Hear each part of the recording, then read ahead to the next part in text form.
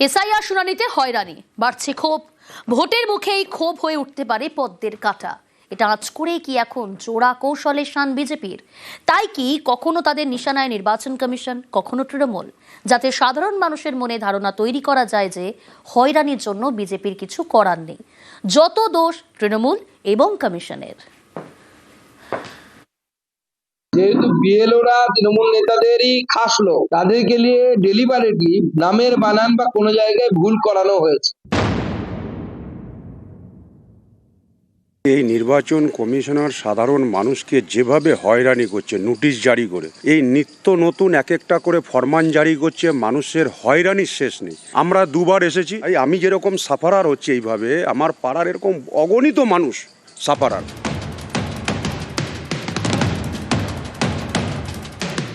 SIR শুনানিতে হয়রানি, এ নিয়ে ক্ষোভের পাহাড়। বিধানসভা ভোটের মুখে এই ক্ষোভ পদ্মে বড় কাটা হয়ে উঠতে পারে। এটা আঁচ করেই কি এখন জোড়া কৌশলে শান বিজেপির? তাই কি কখনো তারা নিশানা করছে নির্বাচন কমিশনকে, কখনো আবার শাসক শিবিরকে, যাতে সাধারণ মানুষের মনে ধারণা তৈরি করা যায় যে হয়রানির জন্য বিজেপি দায়ী নয়, যত দোষ কমিশন এবং তৃণমূলের।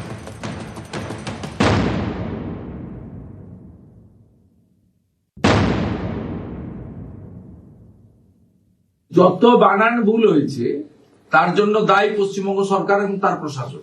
ইলেকশন কমিশনের কোনো প্রতিনিধি নেই। বুথে যে লোকটা গেছে সে কে?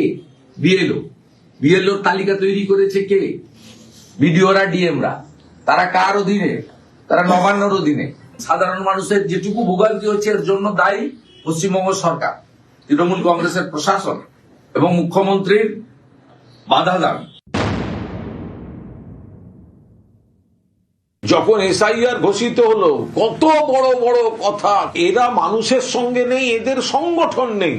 ভালো করে ভেবে দেখুন, BLA-2 বিজেপি এলাকায় কোনো লোক নেই বলে নির্বাচন কমিশনকে দিয়ে নতুন নোটিশ করিয়ে নিয়ম পাল্টে বাইরের ছেলেদের বুথে অ্যালাউ করা হলো।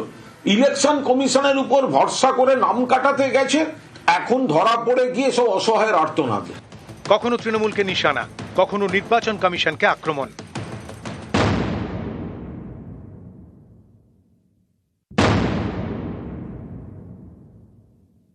নির্বাচন কমিশন ভাবছে যে গোটা ভারতবর্ষের মতোই বুঝি পশ্চিমবঙ্গে অত সহজ নয়। পশ্চিমবঙ্গে যদি এই চোর বদমাশদেরকে ঠিক করতে হয়, সোজা আঙুলে ঘি উঠবে না।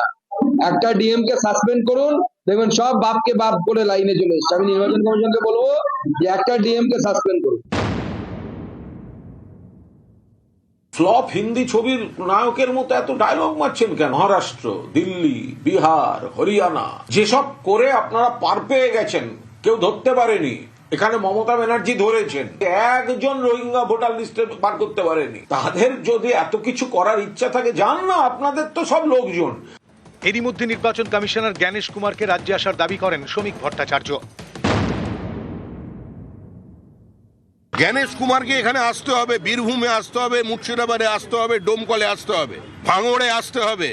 পশ্চিমবঙ্গে এসআইআর এর নামে যে প্রহসন চলেছে, এসআইআর কে সম্পূর্ণ করতে হবে। আমাদের ফর্ম 7 জমা নিতে হবে, তারপর হিয়ারিং করে মাইক্রো লেভেলে ওরা যেভাবে এনকোয়ারি করতে চান করে ভোটার লিস্ট পাবলিশ করুন। নিউজ 18 বাংলা।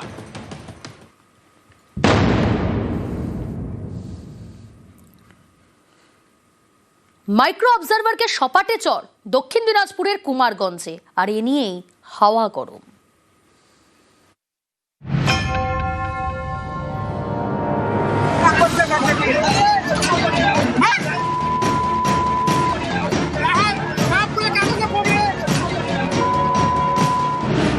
দক্ষিণ দিনাজপুরের কুমারগঞ্জের বিডিও অফিস চত্বরে তখন এসআইআর এর শুনানি চলছিল।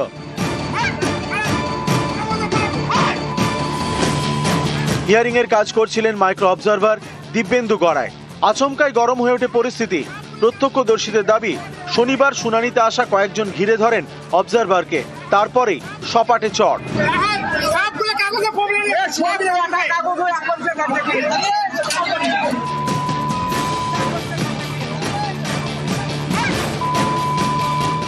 দক্ষিণ দিনাজপুরের পুলিশ সুপারকে মেল করে অভিযোগ জানিয়েছেন আক্রান্ত মাইক্রো অবজারভার।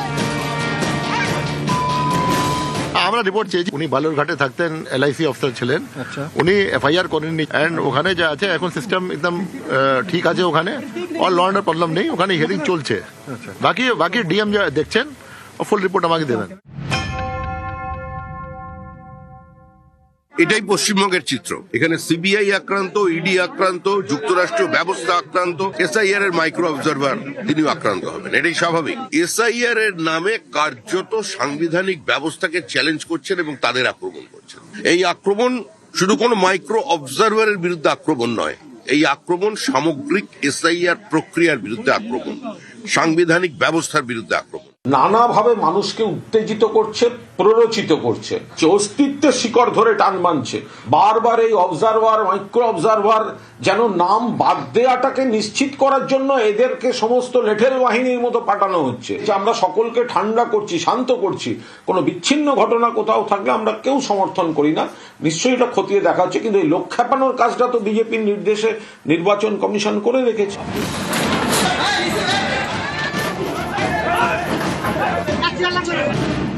এর আগে 14 জানুয়ারি মুর্শিদাবাদের ফরাক্কা বিডিও অফিসে তুলকালাম হয়। SIR শুনানিতে হয়রানির অভিযোগে চলে তাণ্ডব ভাঙচুর।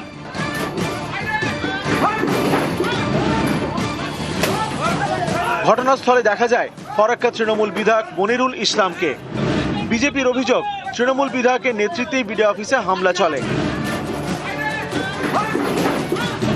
এই নিয়ে ফরাক্কা থানায় অভিযোগ জানিয়েছে তারা। এই ঘটনায় বেশ কয়েকজনকে গ্রেপ্তারও করা হয়েছে। কিন্তু তৃণমূল বিধায়ক মনিরুল ইসলামের বিরুদ্ধে কেন কোনো ব্যবস্থা নিচ্ছে না পুলিশ? নির্বাচন কমিশনের নির্দেশের পরেও জেলা শাসক কেন তৃণমূল বিধায়কের বিরুদ্ধে এখন FIR করেননি, প্রশ্ন বিজেপির। আর মামলা হোক, মানুষের হকের জন্য, মানুষের দাবির জন্য মনিরুল ইসলাম ছিল, আছে, সামনে দিনে থাকবে। নিউজ 18 বাংলা।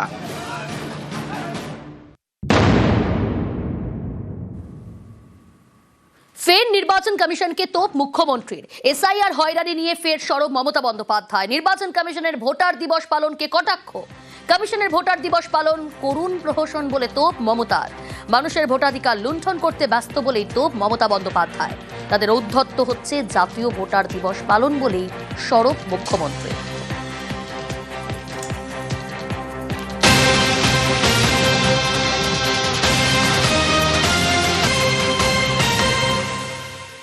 লজিক্যাল ডিসক্রিপেন্সি নিয়েও কমিশনকে তোপ মমতা। লজিক্যাল ডিসক্রিপেন্সির নামে অজুহাত তৈরির অভিযোগ। এখনো পর্যন্ত 130 জনের মৃত্যুর অভিযোগ মুখ্যমন্ত্রীর। SIR এর নামে NRC প্রক্রিয়া বলে তোপ মমতার। বিজেপির কথায় কমিশন কাজ করছে বলে অভিযোগ মমতা বন্দ্যোপাধ্যায়। ভোটার দিবস পালনের অধিকার কমিশনের নেই বলে তোপ মুখ্যমন্ত্রী।